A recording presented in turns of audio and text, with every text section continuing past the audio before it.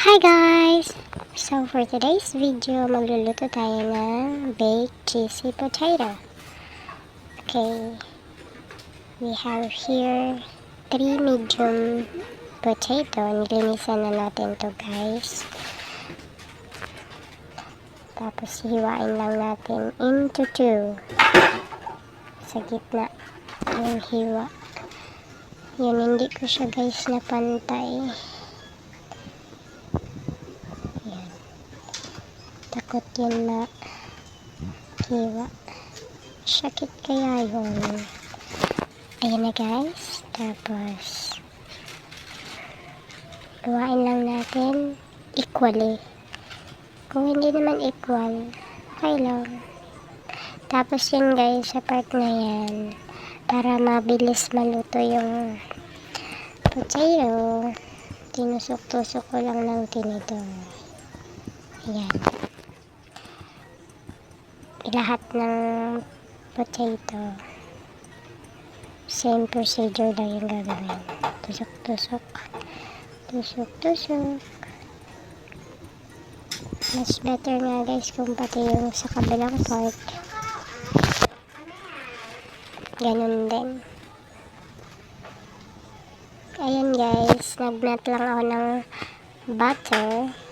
Then nilagay ko siya sa potato. Yan.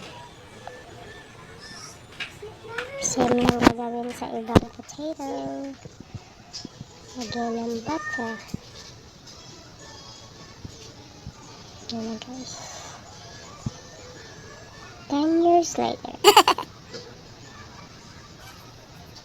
Yan, tapos na. Lalagyan na natin siya guys sa air fryer.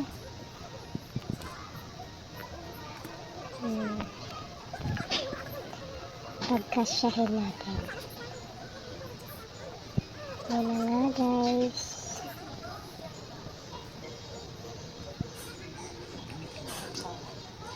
Ay, nandito pa ako guys. Kala nyo tulog na ako. Cherry, yes. Ay, naglagay tayo ng paminta. Nilagay na natin siya. 180 degrees. Tapos 10 minutes. Ano ba yung pinagpipipindot ko? Yan, 10 minutes. Hi guys! So, this will be for the cheese mixture. We'll be adding the small evap, then the cheese. There you go. Durugin mo siya. Yan, halo. Then, ano yan? Charot! Breadcrumbs yun. Tapos, ayan siya. I-kemi mo na. I-super mash. Ayan. Pulutin mo na pag may nahulog. Shame naman. Ayan. Medyo mainit siya guys. So, be careful. Sakit yan. Tapos na yun. Kikita niyo yan. Parang yun na naman kasi. Ayan. Galing ko na.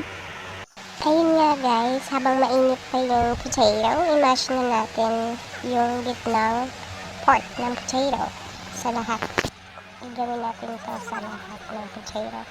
So, naluto pala ito guys, potato, mga 25 minutes. Yung sa simula, 180 degrees lang yung gamit natin. Pinabitan ko ng 200 degrees. Tapos, check lang kung okay na. After 5 to 8 minutes, tapos binaliktad natin para even ang pagkakaluto. So yun guys, mash pa rin natin yung ibang potato. Mainit pa yun guys. Pero pangit na rin kasing i-mash kung malamig na yung potato. So, tiis-tiis lang guys. Diba? Ayan, dala tayo mag-mash ng mga potato. Maglalagay naman tayo ng cheese mixture sa lahat ng potato natin sa ibabaw na part. Ayan, done na tayo. Lagay na natin sa air fry. 180 degrees Celsius for 5 minutes lang guys. Pwede nyo i-check every 2 minutes. para sakto lang yung pagkakamelt ng cheese natin. So, ibabaw ng potato. Okay? So, ito na guys. Luto na ang ating baked cheesy potato.